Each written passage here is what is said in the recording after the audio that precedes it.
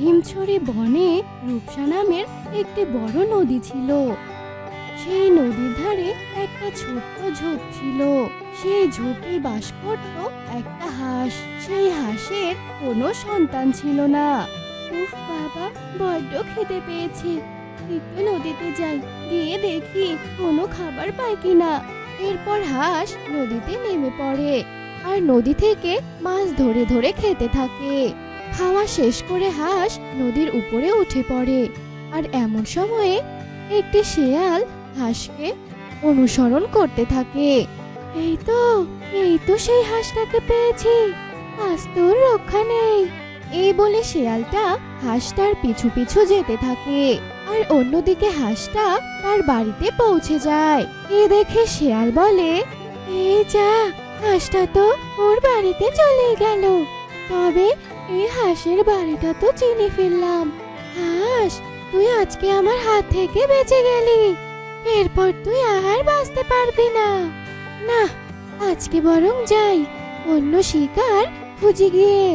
উফ, বড্ড খিদে পেয়েছে। এ কথা বলে শেয়াল সেখান থেকে চলে যায়। পরদিন সকালবেলা হাঁসটা তার 3টা ডিম দেয়। আর তা দেখে হাঁস বলে, আরে বাবা, আমি তো 3টা ডিম দিয়েছি, তাহলে আমি 3 ছানার মা হব। আমার তো ভেবেই খুশি লাগছে। এখন তো আমাকে খাবার খুঁজতে যেতে হবে, কিন্তু ডিমগুলোকে এভাবে রেখে গেলে তো ডিমগুলোর ক্ষতি হতে পারে। না, আমাকে কিছু একটা করতে হবে। এ কথা বলে হাঁসটি জঙ্গল থেকে কিছু লতাপাতা এনে তার ডিমগুলোকে ঢেকে রাখে আর নিশ্চিন্তে নদীতে চলে যায়। এদিকে শিয়ালটি আবারও হাঁসের বাড়িতে আসে। কি, এটা তো সেই হাঁসের বাড়ি, কিন্তু হাঁসটাকে যে দেখতে পাচ্ছি না কেন? ও, বুঝেছি, মনে হয় হাঁসটা এখানে আর থাকে না। পালিয়ে আর যাবে কোথায়? একদিন না একদিন আমার হাতে ঠিক ধরা পড়বি। এই বলে শিয়াল চলে যায়। আর এইদিকে হাঁসও তার বাড়িতে ফিরে আসে আর ডিমগুলোর উপর থেকে লতা পাতা সরিয়ে দেয়। যাক বাবা, নিশ্চিন্ত হলাম, আমার ডিমগুলোর কোনো ক্ষতি হয়নি। আমার সোনা ডিম, এবার আমি তোদের তা দেব। এই বলে হাঁসটি তার ডিমে তা দিতে থাকে। এইভাবেই সেই দিনটি কেটে যায়।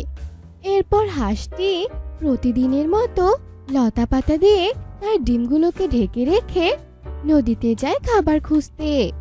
এদিকে এক টুনি পাখি উড়তে উড়তে মা হাঁসের বাড়ির সামনে আসে আর সেখানে দাঁড়িয়ে দাঁড়িয়ে বলতে থাকে, উফ বাবা, আমার পেটটা যে ব্যথা করছে, মনে হচ্ছে আজকেই আমি ডিম দেব। কিন্তু এখন ডিম দেওয়ার মতো আশ্রয় আমি কোথায় পাবো? এই বলে টুনি আশেপাশে তাকাতেই হাঁসের বাড়িটি দেখতে পায়। আরে, ওই তো ওখানে একটা বাসা দেখতে পাচ্ছি, কিন্তু ওখানে লতা পাতা দিয়ে কি ঢাকা রয়েছে। ও, বুঝেছি, মনে হয় কারো ডিম।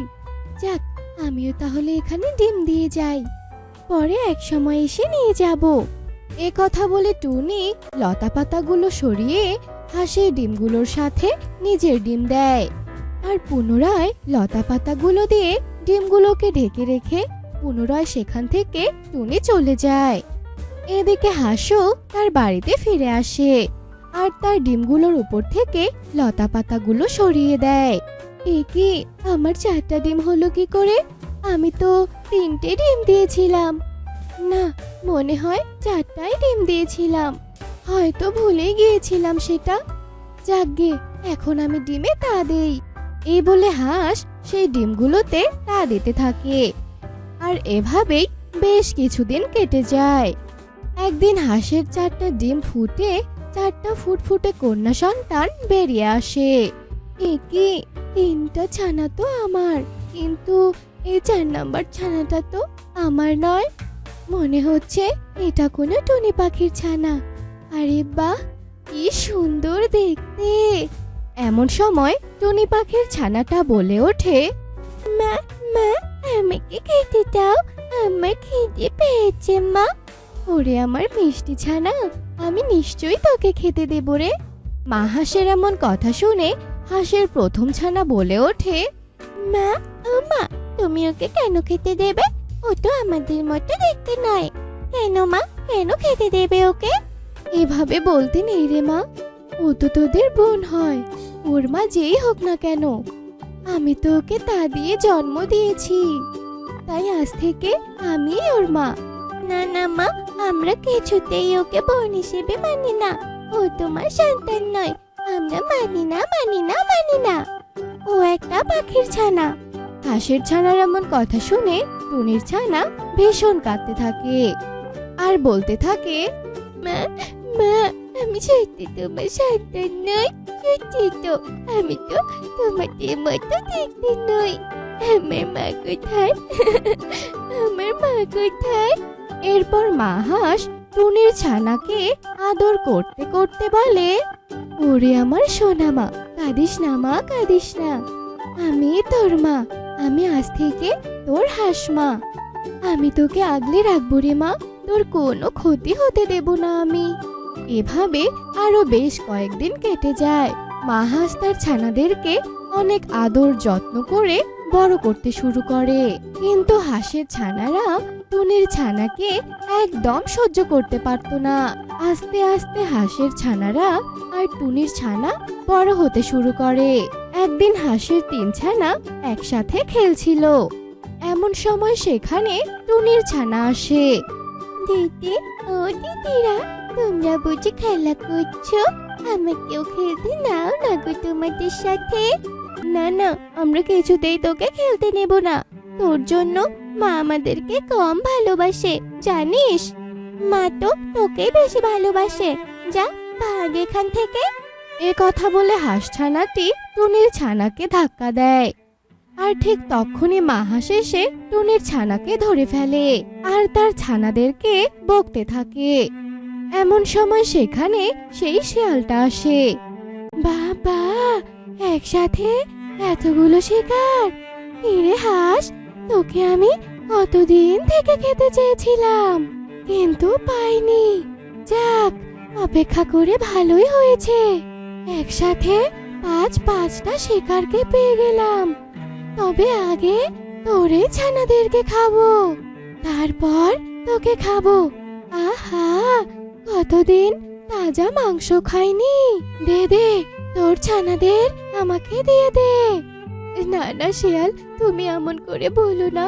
তুমি আমার ছানাদেরকে খেও না, ওদের কোনো ক্ষতি করো না, তুমি ছেড়ে দাও ওদের।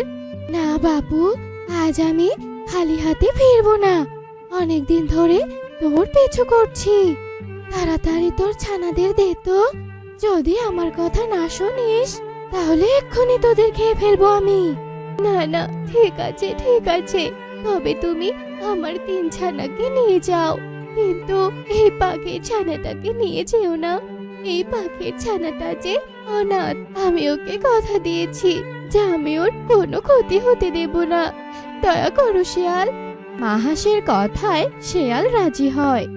এদিকে মা হাঁস নিজের বুকে পাথর চাপা দিয়ে পাখির ছানাকে বাঁচাতেই নিজের 3 হাঁস ছানাকে শিয়ালের হাতে তুলে দেয়, আর শিয়াল হাঁসের 3 ছানাকে নিয়ে চলে যায়।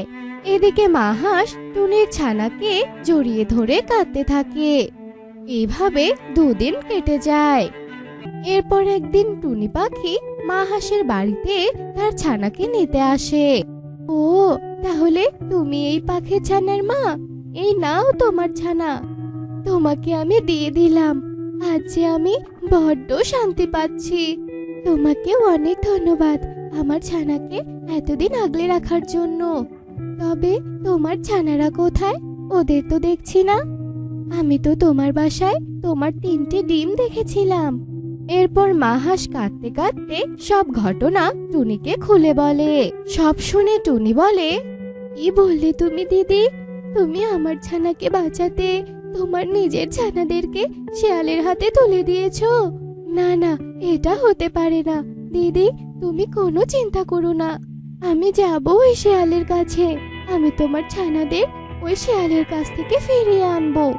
এরপর টুনি শিয়ালের কাছে যায় আর শিয়ালকে অনেক অনুরোধ করতে থাকে যেন সে হাঁসের 3 ছানাকে ছেড়ে দেয়। তখন শিয়াল বলে ওঠে, তোকে আর অনুরোধ করতে হবে না রে, আমি হাঁস ছানাদের খাইনি, ওদের উপর আমার খুব মায়া হয়েছিল, তাই ওদের আমি সন্তানের মতোই আগলে রেখেছিলাম, তুই ওদের নিয়ে যা। এরপর টুনি হাঁসের 3 ছানাকে নিয়ে মা হাঁসের কাছে ফিরিয়ে দেয় আর সবাই মিলে একসাথে সুখে শান্তিতে বসবাস করতে শুরু করে। বাস করত। টুনি অনেক বোকা ছিল, কিন্তু বোকা হওয়া সত্ত্বেও সে ছিল ভীষণ পরিশ্রমী। মা, আজকে এতটুকু খাবার কেন মা? মারে, ঘরে তো এতটুকু খাবারই ছিল রে মা, সব ফুরিয়ে গেছে। এখন যে তোকে আমি কি খাওয়াবো সেটাই ভাবছি। এখন তো যেভাবেই হোক খাবারের যোগান দিতে হবে, কিন্তু বর্ষার দিনে কি করবো রে মা? তারা মামি যখন এসব কথা বলা বলি করছিল, তখনই তাদের জানালার পাশে দাঁড়িয়ে কালো কাক সব কথা শুনছিল। সুযোগ বুঝে কালো কাক টুনির ঘরের ভিতরে আসে আর টুনিকে বলে, টুনি বোন, আমি জানালার পাশে সব কথা শুনেছি, আমি তোমাদের সাহায্য করার জন্যই এখানে এসেছি।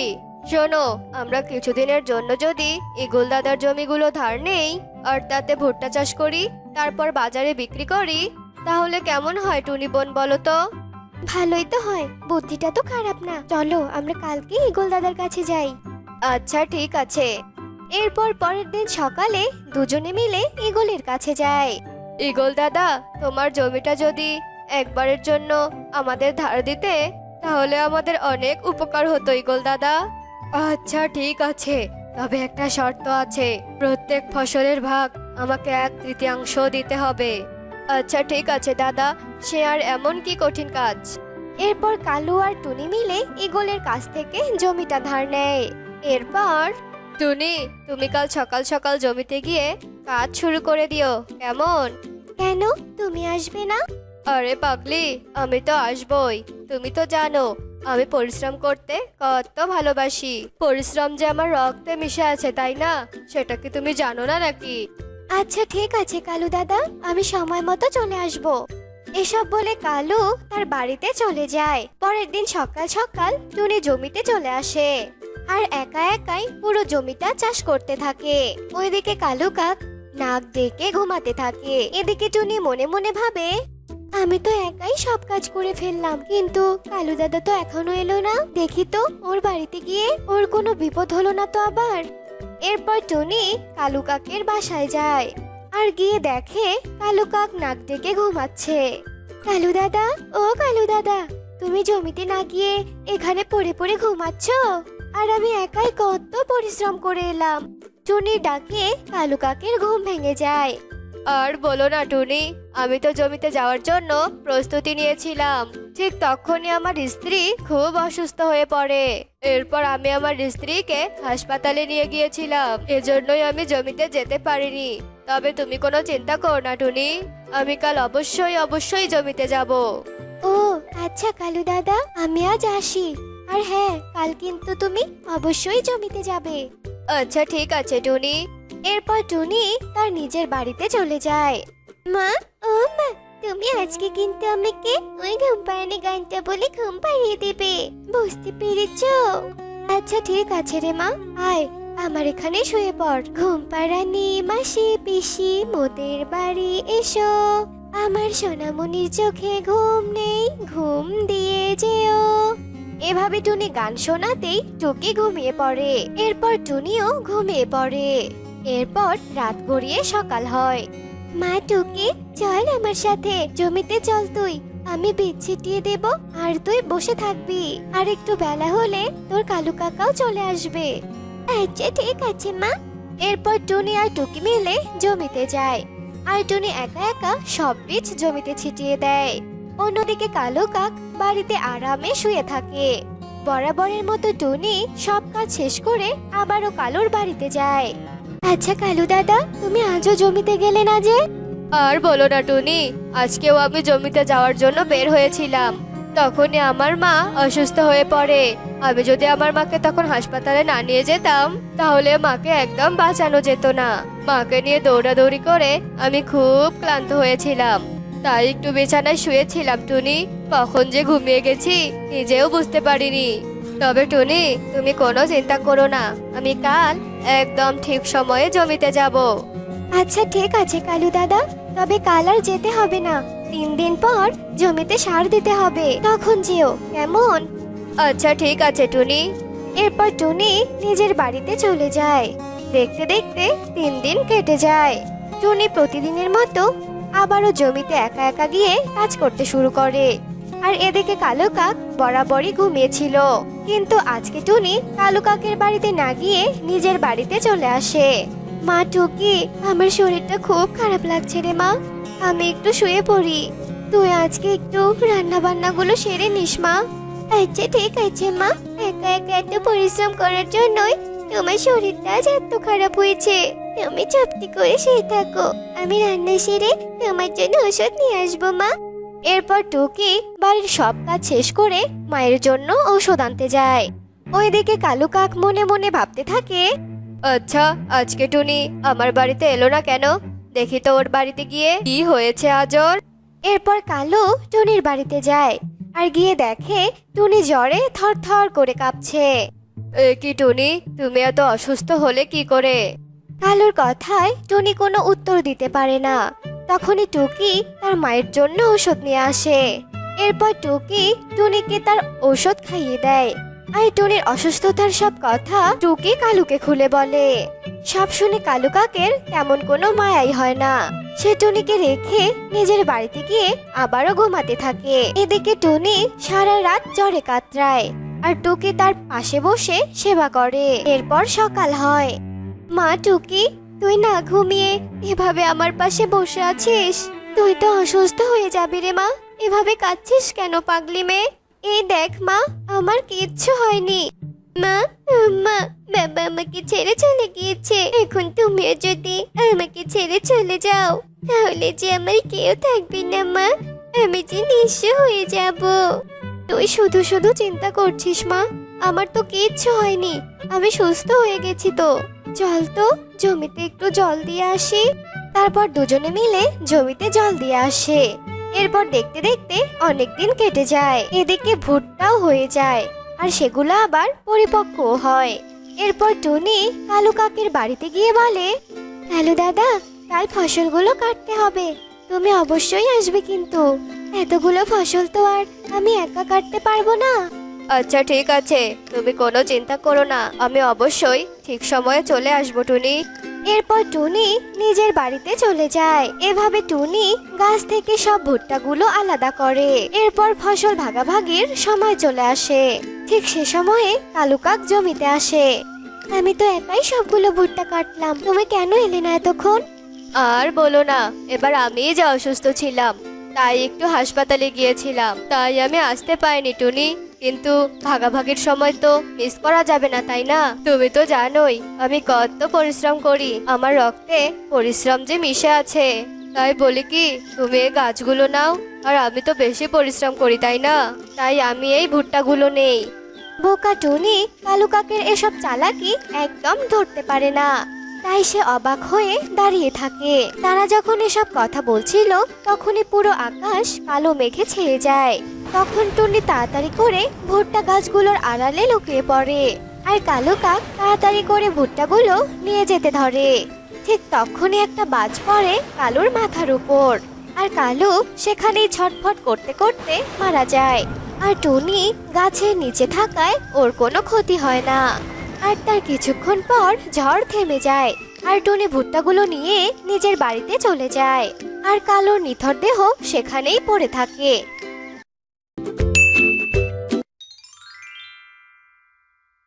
একে কি ঘরটা কিনা ভেঙে গেল? এই ভাঙা ঘরে এখন আমি কি করে থাকবো? এই ঘরে থাকার চেয়ে আমি বরং টুনির কাছে যাই। এসব কথা বলে টিয়ে অনেক কষ্ট করে টুনির বাড়িতে যায়। আরে আরে টিয়ে দিদি, তুমি কিনা এত বৃষ্টি বাদলের মধ্যেও আমার বাড়িতে? কি হয়েছে গো? তাছাড়া তোমাকে বা এমন দেখাচ্ছে কেন? টনি বোন, আসলে আমার ঘরটা ভেঙে গিয়েছে, থাকার মতো কোনো জায়গা নেই। দয়া করে তুই তোর ঘরটাতে আমাকে একটু আশ্রয় দে। বৃষ্টি কমলে না হয় আমি আমার মায়ের বাড়িতে চলে যাব। দয়া কর বোন, একটু দয়া কর। দিদি, তুমি বরং এখানেই থাকো, এতে আমার কোনো সমস্যা হবে না দিদি। তুই অনেক ভালো রে টুনি। যদি তুই কখনো কোনো বিপদে পড়িস তাহলে আমাকে বলিস, আমি তোকে নিশ্চয়ই সাহায্য করব। টিয়ে টুনির ঘরে থাকতে শুরু করে। এভাবেই রাত পেরিয়ে সকাল হয়ে যায়, আর সকাল হতেই বৃষ্টি থেমে গিয়ে সূর্যের লাল আভা বের হয়। টুনি, আকাশটা একদম পরিষ্কার হয়ে গেছে রে। এবার তবে আমি আসি, আমাকে যে আবার নতুন ঘর তৈরি করতে হবে রে।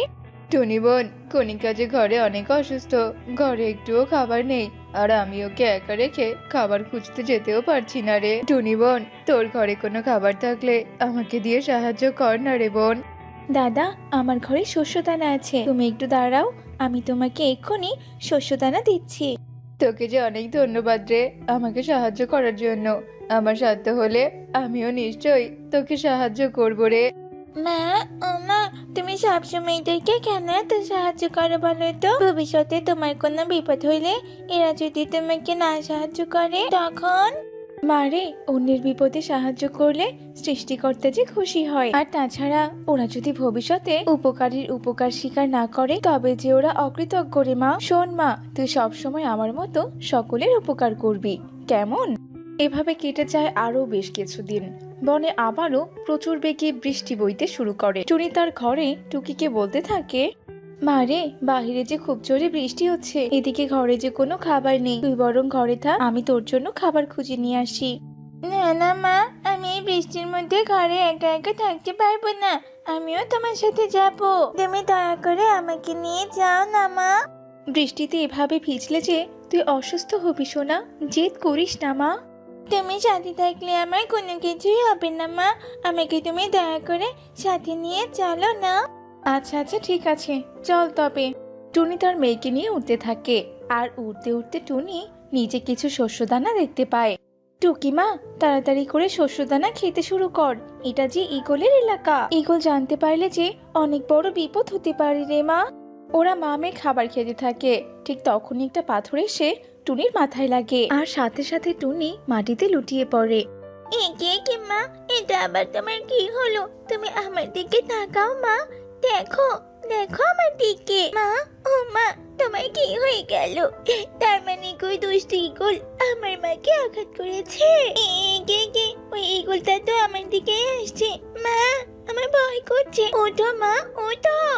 টুকি ভয় পেয়ে দূরের একটা গাছে লুকিয়ে পড়ে। ঈগল অজ্ঞান টুনির কাছে আসে আর বলে, হা হা হা, নিশানাটা তবে ঠিক মতো লেগেছে, এবার এই বৃষ্টিতে আমি পাখির মাংস মজা করে খাবো।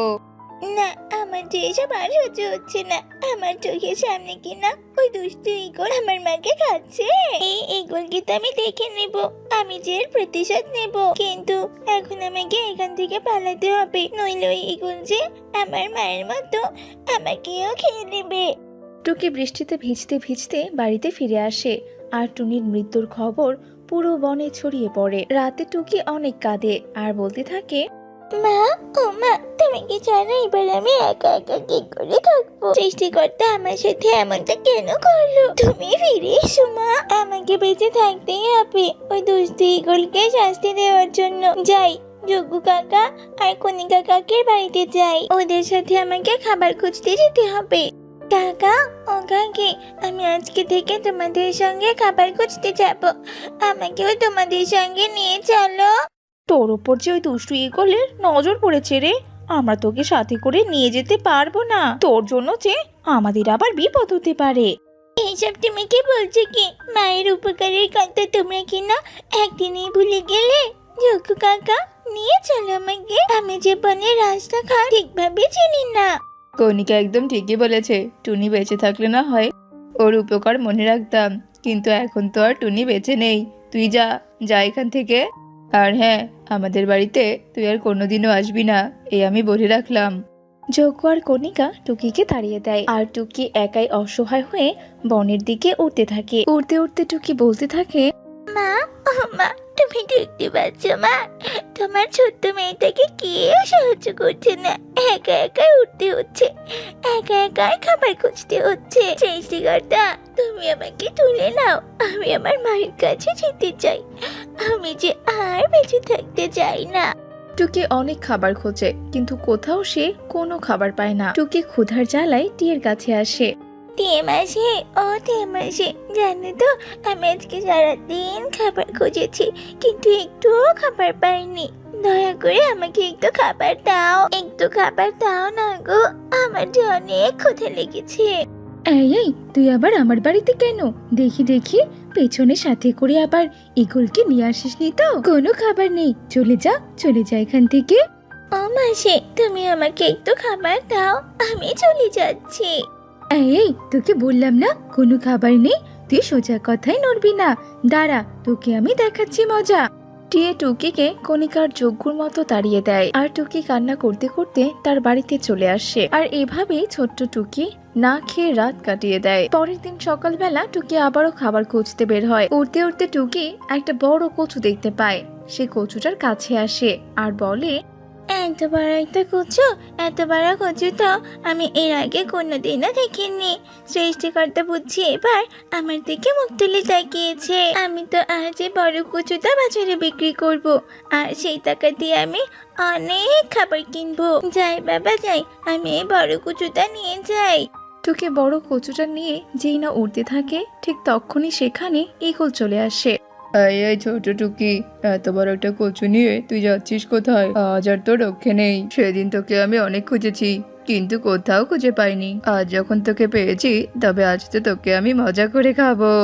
বাঁচাও বাঁচাও, কে আছো? আমাকে বাঁচাও, এই ইগল যে আমার মাকে খেয়েছে, এখন আমাকেও খেতে চাইছে। কে আছো? আমাকে সাহায্য করো। টুকির চিৎকার শুনে বড় কচুটা হাওয়ায় ভাসতে থাকে আর বলতে থাকে, টুকি বন্ধু, তুমি চিন্তা করো না, আমি তোমাকে এই ঈগলের হাত থেকে বাঁচাবো। কচুটা উড়ে উড়ে ঈগলকে মারতে থাকে, আর কচুর মার খেয়ে ঈগল সেখানেই মারা যায়। তোমাকে অনেক ধন্যবাদ গো কুচু বন্ধু। আর যদি তুমি আমাকে না বাঁচাতে, তবে ওই ইগল যে আমাকেও মায়ের মতো খেয়ে ফেলতো। তুমি কোনো চিন্তা করো না, আমি হলাম জাদুই কচু। আজ থেকে আমি তোমাকে সবকিছু দিয়ে সাহায্য করব। চলো তো চলো, আমাকে নিয়ে তোমার বাড়িতে চলো। টুকি সে বড় কচুটা নিয়ে তার বাড়িতে চলে আসে আর অনেক সুখে দিন কাটাতে থাকে।